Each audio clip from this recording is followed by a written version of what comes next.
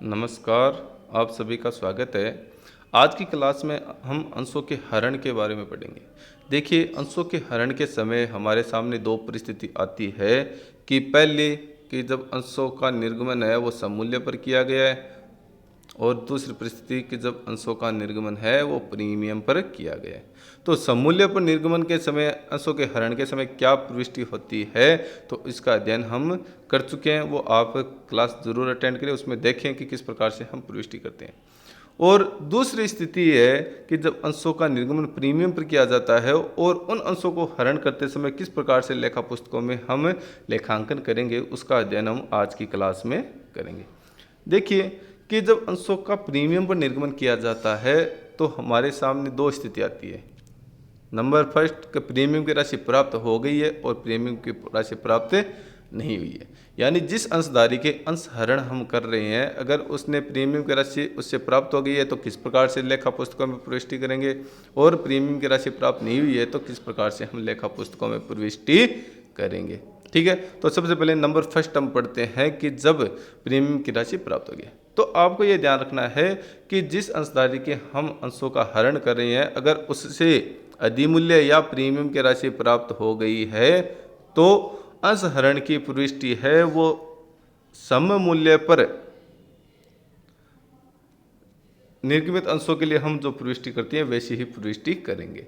यानी जो सममूल्य पर निर्गमित अंशों के हरण के समय जो हम लेखा प्रविष्टि करते हैं वही प्रविष्टि जब प्रीमियम की राशि अंशधारी से प्राप्त हो गई है तो हम करेंगे।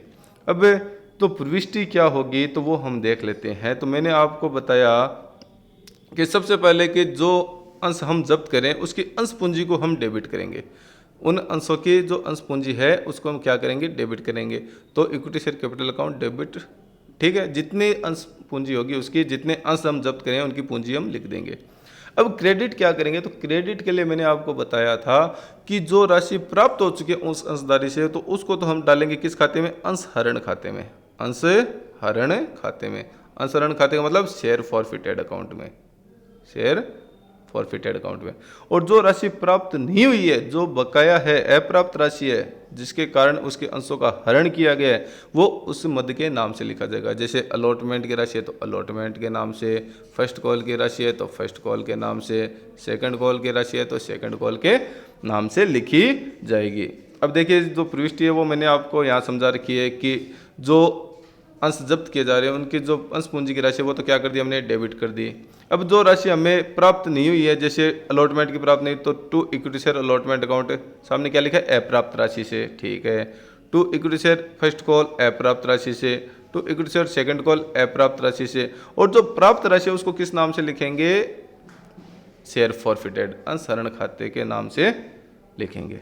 ठीक है, अब इसका एक सवाल करके देखते हैं। देखिए नीचे एक सवाल लिखा है, साहिल जिसके पास 1000 अंश है जिनका निर्गमन मूल्य 120 रुपये प्रति अंश, अंकित मूल्य 100 रुपये प्रति अंश है, ने द्वितीय एवं अंतिम मांग राशि जो कि 80 रुपये प्रति अंश है का भुगतान नहीं किया, कंपनी द्वारा इन अंशों का हरण कर लिया गया, हरण की प्रविष्टि दीजिए। यानी साहिल के पास कितने अंश है, 1000 अंश है, और निर्गमन मूल्य क्या है उसका, अंकित मूल्य अंश का 100 रुपये, और जारी कितने में कर रखा है, 120 रुपये में। तो 20 रुपये क्या हो गई, प्रीमियम हो गई। तो हमें यह ध्यान रखना है कि दो परिस्थिति हमारे सामने बनती है कि जब प्रीमियम की राशि प्राप्त हो गई है, जब प्रीमियम की राशि प्राप्त हुई है। तो इस प्रश्न में कह रखा है कि साहिल ने सिर्फ द्वितीय व अंतिम मांग राशि का भुगतान नहीं किया है, तो 100 रुपये का अंश है और द्वितीय अंतिम मांग राशि 20 रुपये, तो इसका मतलब हमारे पास कितने पैसे आ गए उसके, 80 रुपये आ गए, जो एप्लीकेशन के अलॉटमेंट के फर्स्ट कॉल के हमें प्राप्त हो गए। लेकिन उसने 20 रुपये सेकेंड कॉल का प्राप्त नहीं दिया, इसका मतलब है कि जो प्रीमियम की राशि है वो हमें साहिल से प्राप्त हो चुकी है। और जब प्रीमियम की राशि अंशधारी से प्राप्त हो जाती है तो अंश हरण की प्रविष्टि उसी प्रकार से करते हैं जिस प्रकार सम मूल्य पर निर्गमित अंशों के हरण की करते हैं। तो इसकी प्रविष्टि देखिए कैसे होगा। मैंने आपको बताया कि जो अंशों का हरण किया जा रहा है उन अंशों की पूंजी को क्या करेंगे, डेबिट करेंगे।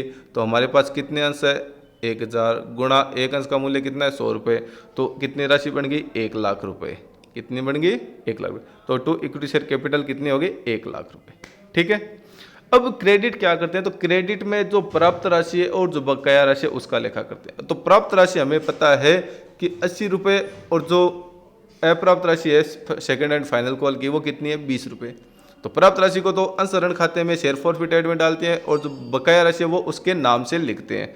तो 2 equity share second and final call 1000 गुणा 20 कितने हो गए, 20,000 रुपये। ठीक है, तो जो राशि प्राप्त है वो किस नाम से लिखी जाएगी, 2 शेयर फॉरफिटेड अंशरण खाते में कितने रुपए प्राप्त हो गए थे, 80 रुपये, और अंश कितने 1000, तो कितनी राशि होगी, 80,000 रुपये।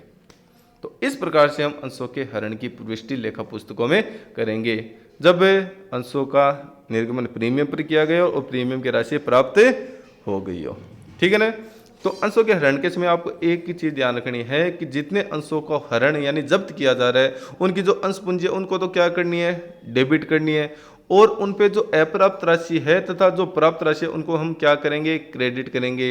जो प्राप्त राशि है उसको तो किस में डाल देंगे, अंशहरण खाते में, शेयर फॉरफिटेड में, और जो अप्राप्त राशि है वो उस मद में लिख देंगे जिसमें हमें प्राप्त नहीं है, जैसे अलॉटमेंट है, फर्स्ट कॉल है, सेकंड कॉल है, जो भी हमें प्राप्त नहीं हुई है उसके हिसाब से हम उसका लेखा कर देंगे। ठीक है। तो दूसरी स्थिति हमारे सामने ये बनती है कि जब प्रीमियम की राशि प्राप्त नहीं हुई हो, जब प्रीमियम की राशि प्राप्त नहीं हुई तो मान लेते हैं कोई अंशधारी थी, उसको हमने अंशों का निगमन कर रखा है, उसने सिर्फ एप्लीकेशन की राशि का क्या किया, भुगतान किया, सिर्फ एप्लीकेशन की राशि का भुगतान किया। अब एप्लीकेशन के अलावा उसने allotment, first call, second call की राशि का भुगतान नहीं किया गया, और सेकंड कॉल की अलॉटमेंट के साथ प्रीमियम देता, तो अलॉटमेंट की राशि प्राप्त नहीं होने का मतलब है कि प्रीमियम भी प्राप्त नहीं हुआ। तो ऐसी स्थिति में हम किस प्रकार से लेखा पुस्तकों में प्रविष्टि करेंगे उसको हम पढ़ेंगे। ठीक है। तो किसी अंशधारी को जब हमने अंशों का निगमन कर रखा है और उसने allotment, first call, second call की राशि का भुगतान नहीं किया गया, तो उसके अंशों को हरण करते समय हमें यह ध्यान रखना है कि जो उसकी प्रीमियम की राशि है उसको हम क्या करेंगे, नाम करेंगे, डेबिट करेंगे। क्या करेंगे, डेबिट करेंगे। कैसी स्थिति में, जब हमें प्रीमियम की राशि प्राप्त नहीं होती, जब प्राप्त हो जाती है तो हम उस प्रकार से करते हैं जैसे सममूल्य पर निर्गमित अंशों के हरण की पुष्टि करते हैं, तो उसी प्रकार से पुष्टि कर देते हैं। लेकिन जब हमें प्रीमियम की राशि प्राप्त अंशधारी से नहीं होती है तो जो प्रीमियम की राशि है उसको प्रविष्टि में क्या करेंगे, नाम करेंगे, डेबिट करेंगे। बाकी जो लेखांकन है वो उसी प्रकार से होना है जैसे हमने पीछे किया है। ठीक है। अब कि जो अंशधारी है उसके मान लेते हैं हमने जितने भी अंश जब्त किए हैं, तो सबसे पहले उसकी जो अंश पूंजी है उसको क्या करेंगे, नाम करेंगे, to equity share capital account debit. 100 रुपये का अंश है और 1000 अंश है, तो जो राशि है वो हम कर देंगे।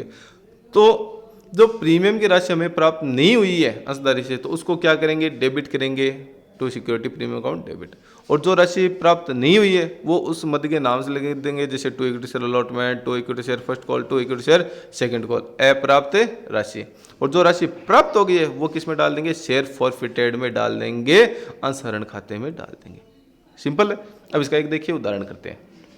नीचे उदाहरण है कि नीरज जिसके पास 10 रुपये प्रत्येक के 500 अंश है, उसने आवंटन राशि 4 रुपये प्रति अंश जिसमें 2 रुपये अधिमूल्य सहित है, यानी 4 रुपये आवंटन में से 2 रुपये किसके है, प्रीमियम के, तो अलॉटमेंट कितना हो गया, 2 रुपये, कैपिटल होगी 2 रुपये की,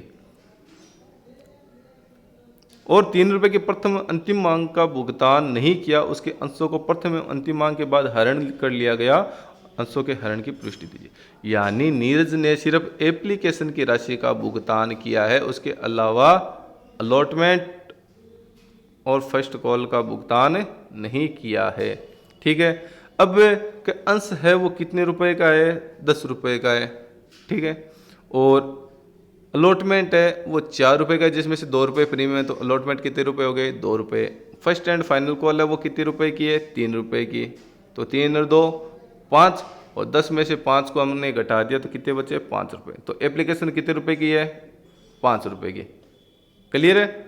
अब इसके देखो प्रविष्टि करते हैं, यानी 5 रुपये हमें एप्लीकेशन के प्राप्त हो चुके हैं, तो 500 अंश गुणा 5 रुपये एप्लीकेशन के, तो अंशहरण खाते में कितने जाएंगे, 2500 रुपये जाएंगे, क्योंकि 2500 रुपये हमें नीरज से प्राप्त एप्लीकेशन के हो चुके हैं। उसने तो फर्स्ट अलॉटमेंट और फर्स्ट एंड फाइनल कॉल की राशि हमें नहीं दी है, जिस कारण से उसके अंशों का क्या कर लिया गया, हरण कर लिया गया। तो देखिए इस प्रश्न को करते हैं। तो सबसे पहले तो हमारे पास कितने अंश है, 500 अंश है, और एक अंश की राशि कितनी है, 10 रुपये, तो राशि कितनी बढ़ गई, 5,000 रुपये। तो सबसे पहले इसको डेबिट करेंगे to equity share capital account 5,000 रुपये। अब वह नीरज ने 2 रुपये जो प्रीमियम की राशि है उसका भुगतान भी नहीं किया है, तो प्रीमियम की राशि भुगतान नहीं होने पर अंशों के हरण के समय प्रीमियम की राशि को क्या करेंगे, डेबिट करेंगे to security premium account debit 500 अंश गुणा 2 रुपये प्रीमियम के कितने रुपए हो गए, 1,000 रुपये, टू डेबिट 1,000 रुपये। ठीक है, अब क्रेडिट क्या करना है, तो क्रेडिट के लिए मैंने आपको बताया कि जो राशि बकाया है वो तो उस मद के नाम से लिख देंगे, जैसे अलॉटमेंट के तो अलॉटमेंट के नाम से, फर्स्ट कॉल है तो फर्स्ट कॉल के, सेकंड कॉल है तो सेकंड कॉल के, और जो राशि प्राप्त हो गई है वो शेयर फॉरफिटेड अंशरण खाते के नाम से लिखेंगे। ठीक है, तो अलॉटमेंट की बात करते हैं, तो अलॉटमेंट के कितने रुपए, 4 रुपये, तो 5,500 गुणा 4 रुपये के हिसाब से कितने हो गए, 2,000 रुपये, तो टू इक्विटी शेयर अलॉटमेंट 2,000 रुपये। प्रथम एवं अंतिम मांग कितने रुपए, 3 रुपये, तो 3 गुणा 500 कितने हो गए, 1,500 रुपये।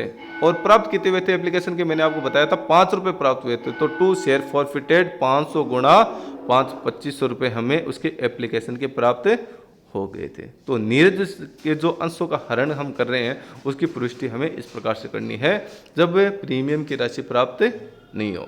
ठीक है, तो आपको ये ध्यान रखना है कि जब अंशदारी से प्रीमियम की राशि प्राप्त नहीं होती है तो जो प्रीमियम की राशि है उसको क्या करेंगे, डेबिट करेंगे और उसके लेखा पुस्तक में इस प्रकार से प्रविष्टि करेंगे।